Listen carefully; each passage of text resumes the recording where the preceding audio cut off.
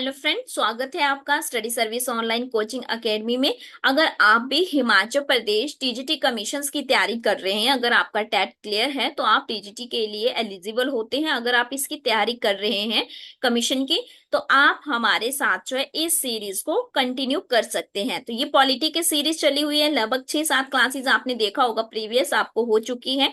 Daily 12 बजे जो है आपको ये क्लास मिल जाती है। जैसे ही पॉलिटी कवर हो जाएगी, हम जो है ज्योग्राफी को स्टार्ट करेंगे, क्योंकि हमारा जो नया बैच आज से ही स्टार्ट हुआ है। अगर आप चाहें तो उसमें ज्वाइन कर सकते हैं।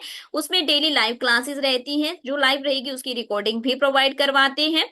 और लाइव क्लासेस के ड्यूरेशन फॉर मंथ 15 डेज जो है आपको फुल सिलेबस करवा दिया जाता है। पेपर 1 और 2 दोनों ही करवाए जाते हैं। साथ ही साथ में रिकॉर्डिंग की ड्यूरेशन जो है 1 ईयर तक रहती है, और जितनी मर्जी बार चाहे आप देख सकते हैं। तो आप इस बैच को ज्वाइन कर सकते हैं। आज ही से मॉर्निंग से जो है ज्योग्राफी की क्लास के साथ जो है ये स्टार्ट हुआ है।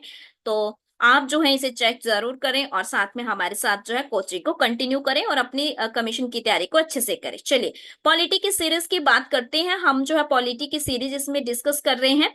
तो मैं आपको बता दूं कि अगर आप चाहते हैं ज्वाइन करना, तो यहाँ पे मैं नंबर लिख देती हूँ, 7591046600 जो है ये ऑफिशियल नंबर है। आप इस पे संपर्क कर सकते हैं। आप चाहें तो इसमें व्हाट्सएप कर सकते हैं, जैसा आपको ठीक लगे। अभी डिस्काउंट में चल रहा है, आप ज्वाइन कर लीजिए। चलिए, आज का क्वेश्चन जो है अपने स्टार्ट करते हैं। और जिन बच्चों का हिंदी मीडियम है वो टेंशन ना ले, क्योंकि उनको जल्दी ही जो है हिंदी में भी क्वेश्चंस आने वाले हैं। लेकिन मैं यहाँ पे पूरे एक्सप्लेन कर देती हूँ, ताकि हिंदी इंग्लिश दोनों में से किसी को भी कोई प्रॉब्लम ना हो। क्वेश्चन नंबर फर्स्ट है, directive principle of state policy. सब जानते हैं डायरेक्टिव प्रिंसिपल स्टेट पॉलिसी का मतलब है राज्य के नीति निर्देशक सिद्धांत। ठीक है, तो ये जो मेंशन किए गए हैं संविधान के अंदर, इंडियन कॉन्स्टिट्यूशन में, ये कौन से पार्ट यानी कि कौन से भाग में किए गए हैं। तो हमने भाग देख चुके हैं हम, है ना। हमने पार्ट 1 में भी देखा था कि यूनियन एंड टेरिटरी थी, सेकंड में देखा था सिटीजनशिप थी, नागरिकता, थर्ड में देखा हमने फंडामेंटल राइट थे, फिर हमने फोर्थ में देखा था जिसमें फंडामेंटल ड्यूटीज के साथ साथ जो है आपके ये डायरेक्टिव प्रिंसिपल स्टेट पॉलिसी भी है। ठीक है जी। तो संविधान का भाग 4 है जिसमें इसकी बात की गई है।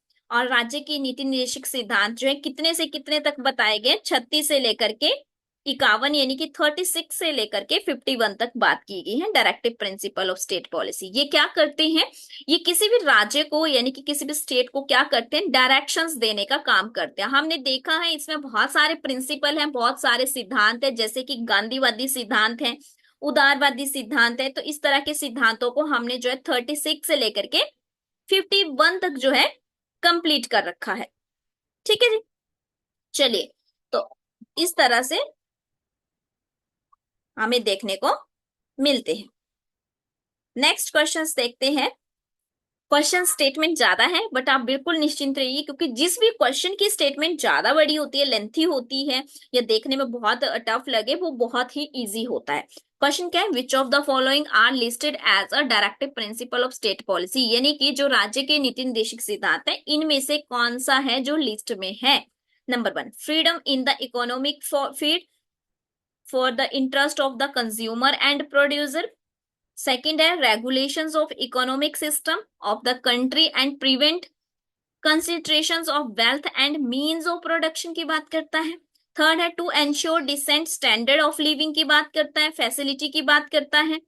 To protect and improve environment की बात करता है। तो यहाँ पे राइट क्या हो जाएगा आपका, सेकंड बिल्कुल सही है यहाँ पे, थर्ड भी और फोर्थ भी। तो ऑप्शन नंबर बी जो है यहाँ पे वो आपका सही हो जाएगा। वो सारे के सारे डायरेक्टिव प्रिंसिपल में आते हैं आपके। आप जरूर इस टॉपिक को पढ़ें, जो मेरे पास पढ़ा है अभी पिछले बैच में, उन सबको आता होगा आंसर। लेकिन अगर आपने कोचिंग नहीं कर रखी है मेरे पास, तो प्लीज आप इस टॉपिक को जरूर पढ़ें, क्योंकि ये वेरी वेरी इंपॉर्टेंट है। यहां से क्वेश्चंस देखने को मिलते हैं। नेक्स्ट क्वेश्चन है question number third, which group of following article of the Indian constitution contain directive principle of state policy.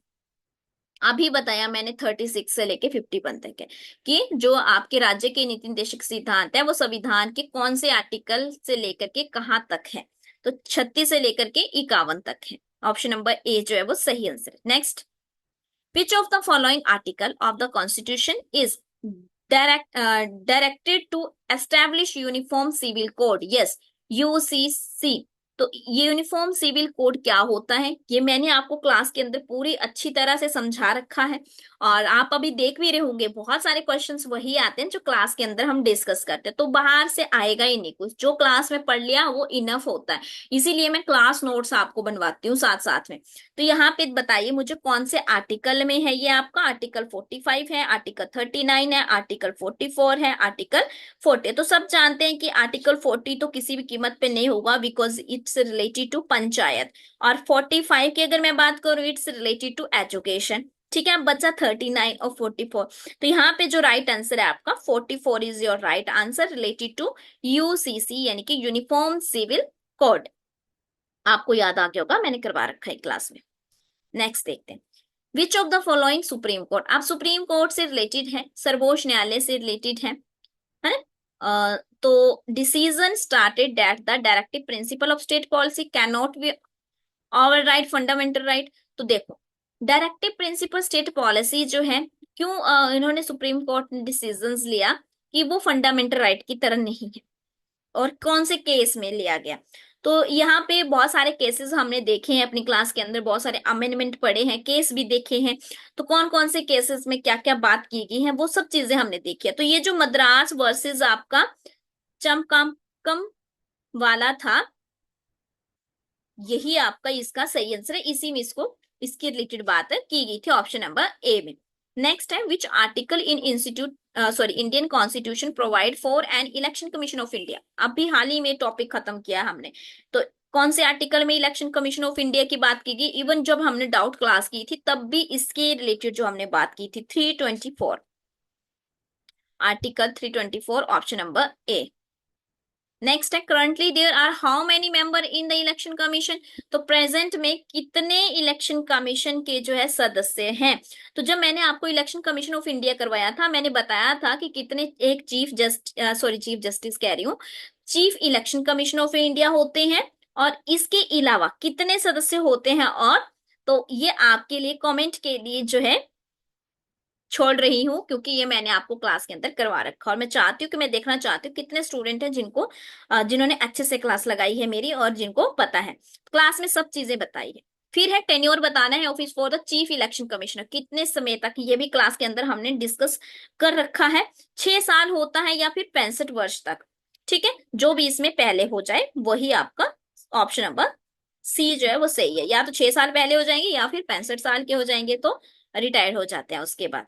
Next है कि for the election commission at the district level who act the directing returning officer, कि जो election commission होता है state level district level पे अगर बात करें जिला स्तर पर, तो उनके जो कार्य होते हैं डिस्ट्रिक्ट रिटर्निंग ऑफिसर के वो क्या रहते हैं, ये कौन करता है उनको।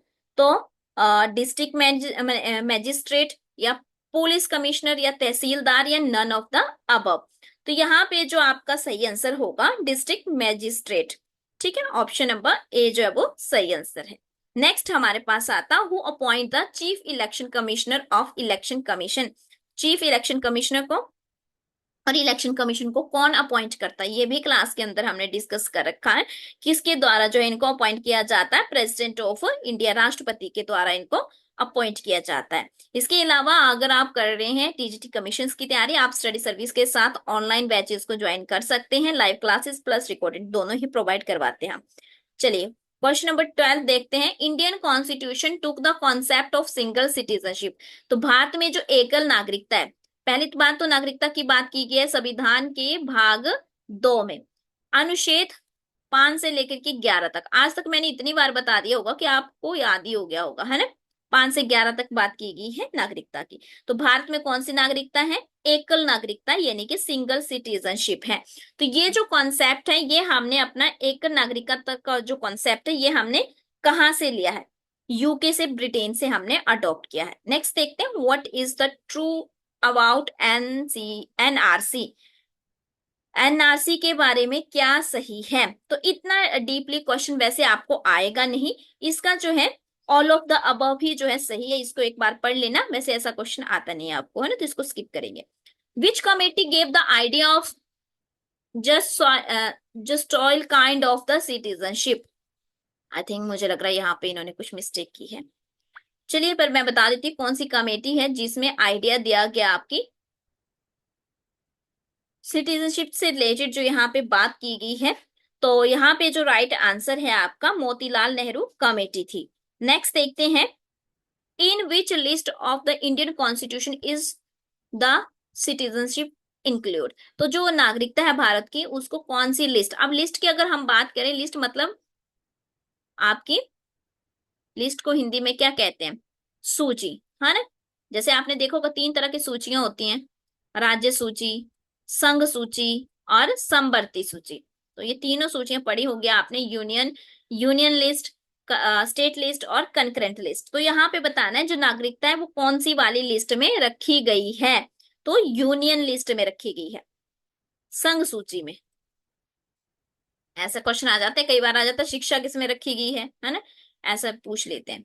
नेक्स्ट है, the constitution defined citizen as. तो अब भारत ने जो बता रखा है कि सिटीजन जो है, नागरिक जो है वो कौन है, तो डीपली कॉन्सेप्ट हमने ऑलरेडी पढ़ा हुआ है। Any person born in India, जो भारत में जन्मा हो वो, या any person who spend more 5 year in India, जिसने 5 साल जो है भारत में व्यतीत किए हो, या फिर any person who is born in India और his her parents are born in India, जिसके जो खुद भी जन्म जिसका जो है भारत में हुआ हो और जिसके माता पिता का जन्म भी भारत में हुआ, क्या वो भारतीय नागरिक है। या constitute does not define citizen. देखो, तो अगर हम बात करें तो हमारे संविधान के अंदर जो है इसको डिफाइन जो है वो नहीं किया गया है। हमने देखा था कि हमारे जो आर्टिकल हैं उनमें अलग अलग बातें की गई है ना, 5 से 11 तक पहले थी। और अब जो है कौन बताता है हमें, संसद डिसाइड करती है। कौन डिसाइड करता है कि कौन नागरिक होगा, संसद डिसाइड करती है ना। एक्ट बनाए जाते हैं इसके लिए कि इस एक्ट के अकॉर्डिंग ऐसा। तो अब कौन डिसाइड करता है, संसद डिसाइड करती है। तो इट मीन इस constitution does not define citizen. तो option number 4 is your right answer. Next question, which article of the constitution contains the provisions of citizenship to person migrated to India from Pakistan। तो भारत में कौन से article में ऐसा बताया गया है, संविधान के, भारत के संविधान में कौन से आर्टिकल में ये बताया है गया है कि नागरिक, ऐसे नागरिक जो माइग्रेट हुए हैं भारत से पाकिस्तान, लेकिन वो भारत के नागरिक होंगे, हो सकते हैं, तो कौन से आर्टिकल में बताया गया। तो हमें पता 5 से 11 तक जो बात है वो नागरिकता की ही है। तो 5 में बताया गया, 6 में, 7 में, 8 में। तो यहाँ पे जो सही आंसर है आपका आर्टिकल 6 में जो है ये हमें बात बोली गई है।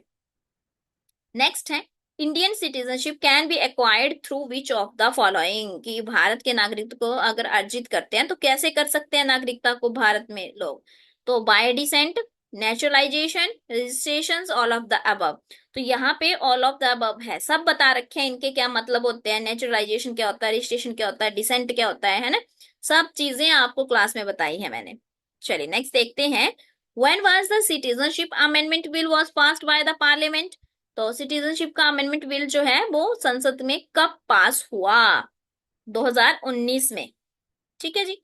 चलिए आज के सेशन का लास्ट क्वेश्चन है, और क्वेश्चन जो है वो थोड़ा सा लेंथी लग रहा है बट बहुत ही इजी है। स्टेटमेंट दे रखी है, ट्रू स्टेटमेंट बतानी है सिटीजनशिप अमेंडमेंट एक्ट 2019 के बारे में।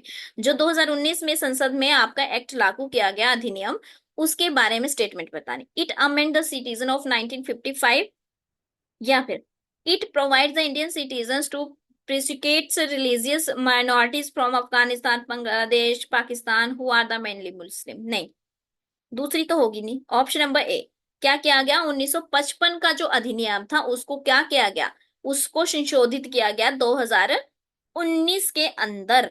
ठीक है, तो only 1 is your right answer.